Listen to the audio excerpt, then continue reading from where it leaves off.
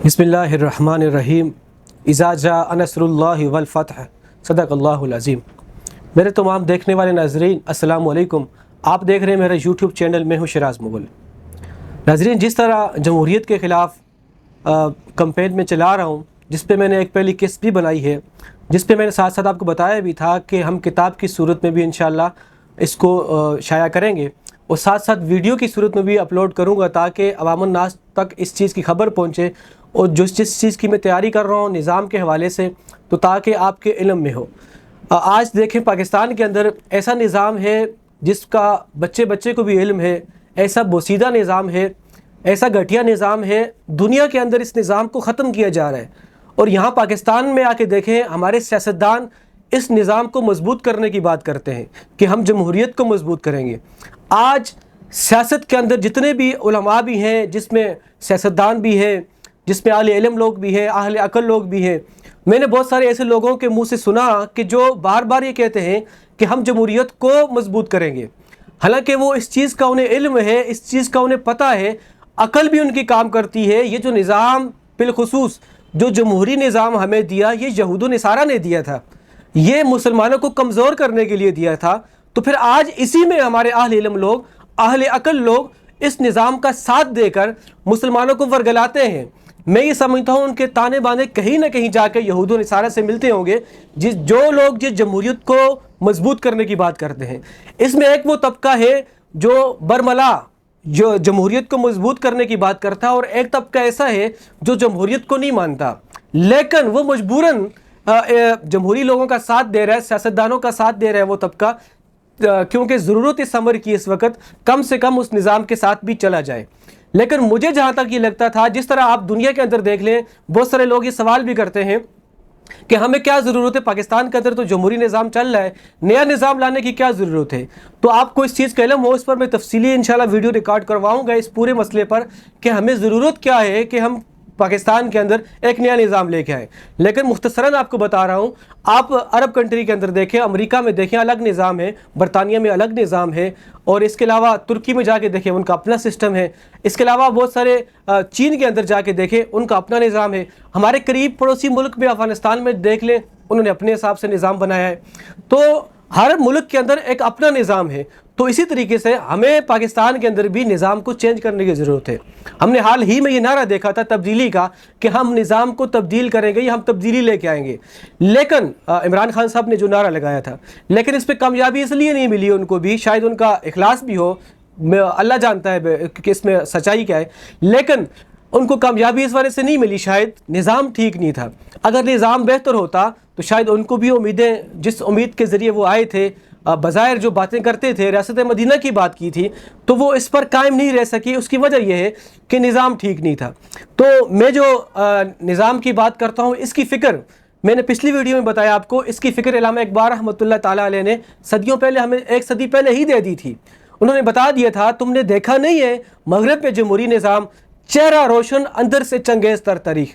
तो जिनकी तारीख अंदर से धुंधली है, काली है, स्याह है, तो उस निज़ाम को हम ज़बरदस्ती अपने गलों में डाल लें और हमारे सियासतदान और उसी निज़ाम को मजबूत करने की बात करते हैं, हमारे अदारे उस निज़ाम को मजबूत करने की बात करते हैं, जिसके बारे में हमारे अल्लामा इकबाल फ़ख्र इस्लाम ने कई सालों पहले जो फ़िक्र दे दी थी। अब ये जो नुक्ता है जमहूरी निज़ाम का, जमहूरियत को रद्द करने का, ये अल्लामा इकबाल ने सदी पहले ही बता दिया था। तो मैं जो वर्क कर रहा हूँ, इसी नुक्ते को उठाकर, इसी जमहूरी निज़ाम के ख़िलाफ़ जो रद्द जमहूरियत का मैंने जो आवाज़ उठाई है, जो अल्लामा इकबाल ने हमें फ़िक्र दी थी, उसी फ़िक्र को साथ लेके चलूँगा और इस पर इंशाल्लाह वर्क कर रहा हूँ मैं। अल्लामा इकबाल ने जो फ़िक्र दी थी, उनका एक ख्वाब था कि पाकिस्तान या ऐसी रियासत बनाई जाए जिसमें मुसलमान अलग अलग अपने तरीके से रहें, जहाँ उनका एक अपना कानून हो। लेकिन वो ख्वाब तो पूरा हुआ, लेकिन जो फ़िक्र बताई थी जमहूरी निज़ाम के ख़िलाफ़, मैं ये समझता हूँ आज वो पूरी नहीं हुई। तो इस फ़िक्र को ज़िंदा करने की ज़रूरत है। अहले इल्म लोग ये चीज़ समझते हैं, लेकिन जो लोग सेकुलर दिमाग के लोग हैं वो इससे दूर भाग रहे हैं। इसकी वजह यह है कि अगर ये निज़ाम, हकीकी निज़ाम जो मुसलमानों का निज़ाम है, अगर वो आ जाता है तो बेशक वो यहाँ पर नहीं रह सकेंगे। तो जिस तरह मैंने एक पहली किस्त बनाई, उसमें मैंने बताया था अगर हम निज़ाम नया लेके आते हैं तो उसके अंदर हमें नुमाइंदे इस तरह के चाहिए होंगे। वो मैंने तफसीलन उस वीडियो में बात की है। आज की इस वीडियो में आपको बता देता हूं, अगर हम निज़ाम चेंज करते हैं, एक तरफ नुमाइंदे खड़े होंगे, रियासत का जो सुतून होता है एक नुमाइंदे होते हैं, और दूसरा जो जजेस हजरात یا قاضی جس کو کہتے ہیں، اگر یہ دو اہم سیٹیں ہوتی ہیں تو دوسری میں آج اسی پہ ویڈیو بنا رہا ہوں۔ اس کا سب سے پہلے جو سوال ہے قاضی یا جج کون ہوگا اور کام کیسے کرے گا، یہ بہت اہم سوال ہوتا ہے۔ تو 50,000 گھروں میں جو جامع مسجد تعمیر ہوگی اس میں جو قاضی یا جج ہوگا، چونکہ نمائندہ بھی اسی مسجد میں بیٹھے گا، عالم ہوگا، اور جو قاضی اور جج جو ہوگا اس کے لیے بھی وہاں ڈیوٹی ہوگی، ڈیوٹی تقریباً اس کی 12 گھنٹے ہوگی۔ جو سزائیں سنائے گا، جو مسئلہ جو ہوگا، اگر کوئی مسئلہ ایسا ہو جس کو جو مسئلہ اس کے سامنے اگر آتا ہے کسی مسئلے پر فیصلہ سنانا ہے تو 1 دن کے اندر وہ فیصلہ سنائے گا۔ اگر کوئی مسئلہ لمبا ہے تو اس کو 3 دن تک لے کے جائے گا۔ یہ ریاست کی طرف سے اس کو اتنا ہی اختیار ہوگا کہ 3 دن کے اندر، چاہے وہ زمین کا مسئلہ ہو، چاہے وہ قتل کا مسئلہ ہو، تو اس کو جلد از جلد حل کرے۔ آج ہماری ریاست کا حال دیکھیں، ہماری سپریم کورٹ کے اندر 18-20 ہزار کیسز جو یہ سمجھتا ہوں سالوں سے پڑے ہوئے ہیں، ان پر عمل درآمد نہیں ہے۔ آپ نے پہلے یوں دیکھا تقریباً پچھلے مہینے 2-3 مہینے پہلے یا پچھلے سال آپ نے دیکھا کہ ایک بندہ جس کے خلاف سپریم کورٹ نے فیصلہ دیا، ایک کے خلاف فیصلہ دیا کہ اس کو سزا سنا دو، پتہ چلا کہ وہ کئی سال پہلے اس کا انتقال ہو چکا۔ دوسرے بندے جس کو رہائی دینی تھی اس کا پتہ چلا آج سپریم کورٹ نے، ہائی کورٹ نے فیصلہ سنایا یا سٹی کورٹ نے فیصلہ سنایا کہ اس کو رہائی دے دو، پتہ چلا وہ کئی سالوں پہلے اس کا انتقال ہو گیا۔ یہ تو ہمارے نظام کی حالت ہے۔ تو اس نظام پر جب ججز یا قاضی جو ہوں گے وہ انصاف پسند آئیں گے تو انشاءاللہ یہ نظام بالکل ٹھیک ہوگا۔ آگے جا کے پھر دوسرا سوال کھڑا ہوگا، قاضی سزا جو سنائے گا وہ کس طرح کی ہوگی؟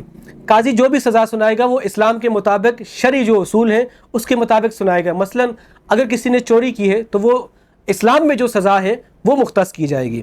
پھر تیسرا سوال آتا ہے علماء اکرام کو ہر جگہ پر تعینات کیوں کیا جائے گا؟ تو یہ بڑی سمجھنے والی بات ہے۔ جو اہم سیٹیں ہیں دو ہمارے پاس، ایک ہوتی ہے نمائندے کی، دوسری ہوتی ہے اعلیٰ عدلیہ جو انصاف کرتے ہیں، اس پر ہی علماء اکرام کو بٹھایا جائے گا۔ میں نے ابھی تک 2 سیٹوں کی بات کی، چونکہ ساتھ ساتھ میں جو تحریر کر رہا ہوں وہ بھی آپ کو سنا رہا ہوں، اور دونوں پر علماء کو بٹھانے کی بات کی، وہ اس لیے چونکہ سب سے پہلے ہمارے معاشرے میں سب سے زیادہ اگر کسی کو عزت دی جاتی ہے تو وہ علماء اکرام ہے، بے شک آپ سمجھتے ہیں۔ اور دوسرے نمبر پر علماء اکرام کو جو کام سونپا جائے وہ پورے ایمانداری سے کرتے ہیں۔ مثلاً جس طرح آپ نے دیکھا، میں نے اپنی زندگی میں دیکھا کہ جب سے مساجد، علماء اکرام کو اپنی زندگی میں نے دیکھا کہ اگر کسی پہاڑ کے چوٹی پر بھی مسجد ہے، اگر کہیں ویرانے میں مسجد ہے، اگر کہیں سمندر کے آر پار کی مسجد بنائی گئی ہے، تو کبھی ایسا نہیں ہو کہ ٹائم پر کسی مؤذن نے اذان نہ دی ہو، یا کسی عالم نے یا جو قاری صاحب کی جو ڈیوٹی لگائی ہے انہوں نے جو ہے ٹائم پر نماز نہ پڑھائی ہو۔ تو اسی طور طریقوں کو دیکھ کر جو چونکہ ہمیں ایماندار بندے چاہیے، تو ایماندار بندے سب سے زیادہ اس وقت عالم ہے جو ڈیوٹی کو پورا کرتے ہیں، تو نمائندے بھی وہی ہوں گے۔ تو جو جج ہوگا وہ بھی، اس کے لیے بھی شرط ہوگی کہ عالم ہو۔ اور پھر سوال آگے ہوتا ہے کہ عدالت مسجد میں ہی کیوں؟ اس کا بڑا زبردست سوال ہے، ہر بچے بوڑھے کو اس کا علم ہونا چاہیے، چونکہ اس وقت ہماری ریاست معاشی بحران میں بہت زبردست طریقے سے گری ہوئی ہے، معاشیت کا بیڑا غرق ہے۔ تو اس کے اندر ہم لوگ ایک عدالت اگر کھڑی کرتے ہیں، سپریم کورٹ کی عدالت کا آپ ذرا اٹھا کے جائزہ لگائیں، تقریباً 300-400 کروڑ کی بلڈنگ بنائی، تو اس سے بہتر یہ تھا کہ ایک ہال بنایا جاتا 10 لاکھ روپے لگا کے، وہاں جج کو بٹھایا جاتا۔ اتنی بڑی بلڈنگ بنا کے صرف اور صرف ایک جج کو اس کا فیصلہ سننے کے لیے لوگ آئیں گے، وہاں بٹھایا جائے گا، صرف اتنے مسئلے کے لیے 500-600 کروڑ لگا لیے۔ 500-600 کروڑ اگر عوام میں تقسیم کیا جاتا تو 20-30 سال تک ان کے گھر چل سکتے تھے، لیکن پوچھنے والا کوئی نہیں ہے، نظام ہمارا خراب ہے۔ اس میں شاید ججز کی غلطی نہیں ہے، چونکہ نظام ہی ایسا ہے۔ پھر آگے مسئلہ آئے گا کہ قاضی صاحب کی تنخواہوں کا، پھر جو حکمران ہوں گے، جو اس وقت کے نمائندگان ہوں گے، جو حاکم وقت ہوگا، یہ بیٹھ کے طے کریں گے کہ قاضی صاحب کی تنخواہ کتنی ہو۔ قاضی صاحب اور نمائندوں کا لباس، پھر اس پر سوال اٹھے گا۔ تو یہ جو اہم نقطہ ہے اس ویڈیو میں، قاضی یا جو نمائندہ جو ہوگا اس کے لیے الگ لباس تیار کیا جائے گا جو سنت کے مطابق ہوگا اس میں، تاکہ جو باہر جب وہ نکلیں تو لوگوں کو، عوام الناس کو پتہ ہو یہ ہمارا نمائندہ ہے، یہ قاضی ہے۔ چونکہ فیصلے سنانے کے بعد بہت سارے لوگ غصے میں بھی ہوتے ہیں، وہ کسی طریقے سے بھی قاضی پر یا وہ جو نمائندہ ہوگا اس پر حملہ نہ کریں۔ اگر ان پر حملہ ہوگا تو لباس ان کا ریاست کی طرف سے ہوگا، تو وہ حملہ ریاست کے خلاف تسلیم کیا جائے گا۔ تو آج کی میں نے ویڈیو میں مختصراً کچھ باتیں آپ کو بتائی ہیں قاضی اور ججز کے حوالے سے۔ تو ایک تو میں نے جو پوائنٹ آپ کو شروع میں سمجھایا علامہ اقبال کا، تم نے دیکھا نہیں مغرب میں جمہوری نظام، چہرہ روشن اندر سے چنگیز تر تاریخ، تو اسی شعر کو، اسی نقطے کو لے کر انشاءاللہ اسی پر ساری کتاب بھی ہوگی، اسی پر سارے نظام کے خلاف کارروائی بھی ہوگی۔ تو ضرور یہ پیغام آگے شیئر کریں تاکہ دوسرے مسلمانوں تک بھی اس کا علم ہو۔